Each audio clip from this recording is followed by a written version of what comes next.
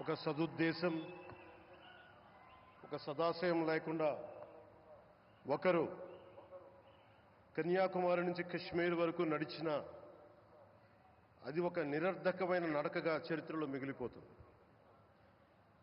కానీ ఒక సదాశయంతో, ఒక సత్సంకల్పంతో ఇంకొకరు కన్యాకుమారి నుంచి కశ్మీర్ వరకు ప్రజలందరితో మమేకమై వారందరినీ ఏకతాటిపైన నడిపిస్తే అది ఆత్మనిర్భర భారత్ అవుతుంది.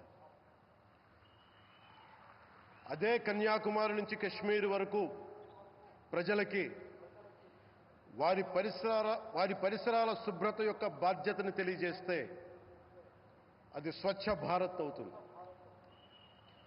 అదే కన్యాకుమారి నుంచి కశ్మీర్ వరకు ప్రజల గుండెల్లో దేశభక్తి, ధైర్య సాహసాలతో నింపితే అది పటిష్టమైన, బలిష్టమైన భారతం అవుతుంది. అది ఒక రోజున అఖండ భారతం అయి తీరుతుంది. ఒక బలమైన భారత్ కోసం, ఒక దృఢమైన దేశం కోసం, జగత్తంతా వసుదైక కుటుంబం అనే భావన కోసం 4.5 దశాబ్దాలుగా పరితపిస్తూ, పరిశ్రమిస్తూ ఆ దారిలో ఎదుర్కొన్న ప్రతి పరాజయాన్ని, పడ్డ ప్రతి అవమానాన్ని నవ్వుతూ స్వీకరిస్తూ, వాటినే విజయాలకి ఇంధనంగా వాడుకుంటూ, దేశాన్ని అభివృద్ధి పథంలో నడిపిస్తూ, భారతదేశాన్ని ప్రపంచంలోనే 3వ బలమైన ఆర్థిక వ్యవస్థగా తీర్చిదిద్దేలా నడిపిస్తున్న మన ప్రియతమ ప్రధాని, మన గౌరవ ప్రధాని శ్రీ నరేంద్ర మోదీ గారికి నా తరపున 5 కోట్ల మంది ఆంధ్రప్రదేశ్ ప్రజల తరపున నా హృదయపూర్వక నమస్కారాలు.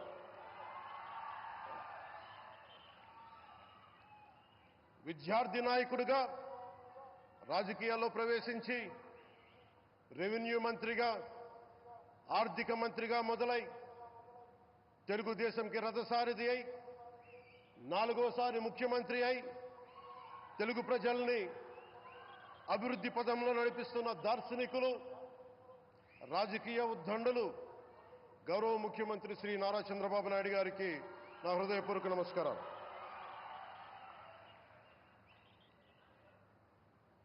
తోటి మంత్రివర్గ సహచరులైన ప్రతి ఒక్కరికి, నారా లోకేష్ గారికి, ఎన్డీఏ కూటమి శాసనసభ్యులకి, నాయకులకి, బీజేపీ నాయకులందరికీ పేరు పేరున నా నమస్కారాలు.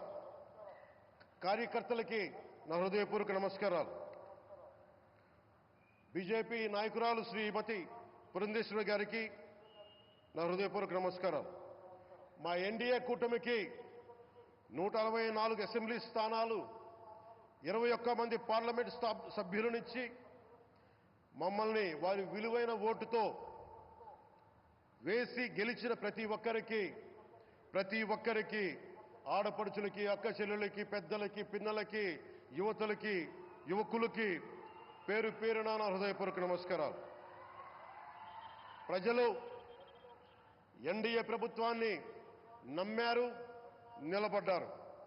అలా నిలబడినందుకే ఈ రోజున మన గౌరవ ప్రధానమంత్రి గారి సారథ్యంలో ఈ ప్రారంభోత్సవాలు కానీ, శంకుస్థాపనలు కానీ, అది దక్షిణ కోస్తా రైల్వే జోన్ కావచ్చు, కృష్ణపట్నం ఇండస్ట్రియల్ పార్క్ కానీ, గ్రీన్ హైడ్రోజన్ హబ్ కానీ, అనకాపల్లి బల్క్ డ్రగ్ పార్క్ కావచ్చు, 6 కొత్త రైల్వే ప్రాజెక్టులు కావచ్చు, వీటన్నిటినీ వచ్చే పెట్టుబడి దాదాపు 2,10,000 కోట్ల రూపాయల పెట్టుబడులు, 7.5 లక్షల మందికి ఉపాధి అవకాశాలు.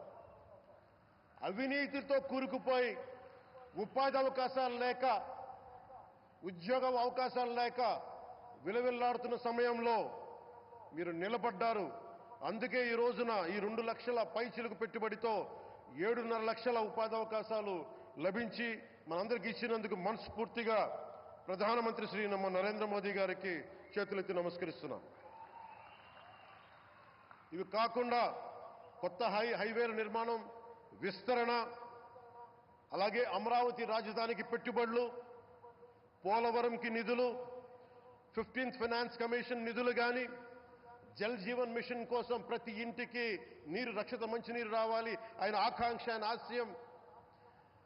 మనకు గంట కాదు 24 గంటలు రావాలని పడ్డ తపన ప్రధానమంత్రి గారిది. వీటన్నిటికీ చేయగలుగుతున్నాం, ముందు ప్రారంభించామంటే మీరు మా మీద పెట్టిన భరోసా, మా మీద పెట్టిన నమ్మకం, గౌరవ ప్రధానమంత్రి గారి మీద మీరు చూపించిన నమ్మకం. ఈ రోజున అది 2 లక్షల పైచిలకు పెట్టుబడులుగా ఇక్కడికి వచ్చింది. ఎక్కడో మన మారుమూల గ్రామాల్లో 70 సంవత్సరాల పాలనలో గ్రామాలకి రోడ్డు లేదు. ప్రధానమంత్రి సడక్ యోజన కింద ఈ రోజున మనం మారుమూల గిరిజన గ్రామాల్లో కూడా రోడ్లు వేయగలుగుతున్నామంటే దానికి ముందుండి మాకు వెన్నుతట్టి మాకు నిధులు సమకూరుస్తుంది నరేంద్ర మోదీ గారు. భారతం అభివృద్ధి పదంలో ఎందుకు చేశారు ఇవన్నీ అంటే, భారతదేశం అన్ని రాజ్యాలు, అన్ని రాష్ట్రాలు ఏ ఒక్కరు కూడా అభివృద్ధిలో వెనకపడకూడదు. అది మనకి తెలంగాణ కావచ్చు, ఆంధ్రప్రదేశ్ కావచ్చు, ఆంధ్రప్రదేశ్లోని ఉత్తరాంధ్ర, రాయలసీమ, మనకి కోస్తాంధ్ర కావచ్చు, ఎక్కడా కూడా ఏ ప్రాంతం కూడా వెనుకపడకూడదు. అభివృద్ధిలో అందరికీ సమాన వాటా ఉండాలని చెప్పే ఈరోజు ఇన్ని పెట్టుబడులు. ఈ మోదీ గారి సంకల్పానికి, సహకారానికి, ఆయన గైడెన్స్కి మనస్ఫూర్తిగా నా కృతజ్ఞతలు. 5 ఏళ్ల అవినీతి అరాచక పాలనలో ఆంధ్రప్రదేశ్ అంధకారంలో కూరుకుపోయినప్పుడు ఆ రోజున మన ముందుకొచ్చి మేము ఎన్డీఏ కూటమితో మనం నిలబెడదాం, ఆంధ్రప్రదేశ్ ప్రజల ఆకాంక్షలు నిలబెడదాం, అభివృద్ధి పదంలో నడిపిద్దామని చెప్పి ఆ రోజు ఆశాజ్యోతిలో నిలబడ్డారు. అసలు అభివృద్ధికి ఆస్కారమే లేదు ఆంధ్రాకి అనే స్థితి నుంచి అభివృద్ధి అంటే ఆంధ్రానే అని చెప్పుకునేలా గౌరవ ముఖ్యమంత్రి గారి నాయకత్వం, చంద్రబాబు గారి నాయకత్వంలో, ప్రధానమంత్రి గారి నిర్దేశకత్వంలో, వారి సూచనలతో సహకారంతో కేబినెట్ కానీ, మంత్రివర్గ సహచరులు కానీ, ఎన్డీఏ కూటమి ఎమ్మెల్యేలు కానీ, మేమందరం కార్యకర్తలు అందరం కష్టపడతాం. అహిర్నిశలు రేయం భవళ్ళు కష్టపడతాం. దేశ ప్రగతిలో భాగస్వామ్యులవుతాం.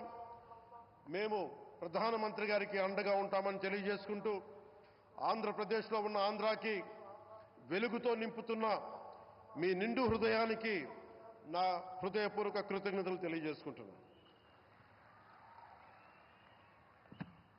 మరోమారు మీ అందరికీ ధన్యవాదాలు తెలుపుకుంటూ, నమ్మకం పెట్టారు. మీరు పెట్టిన నమ్మకానికి ఈ రోజున 2 లక్షల పైచిలకు పెట్టుబడులు తీసుకొచ్చాం.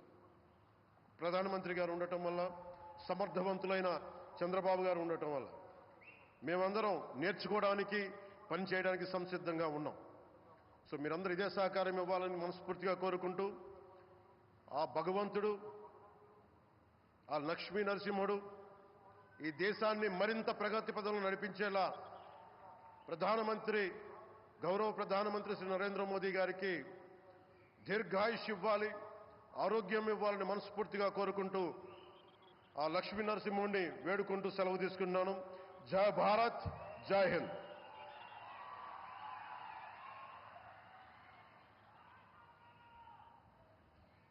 Thank you sir, thank you very much. మరి అలాగే నిత్య యువకులు ఆయన, విశ్రాంతి అన్నది ఆయన డిక్షనరీలోనే లేదు.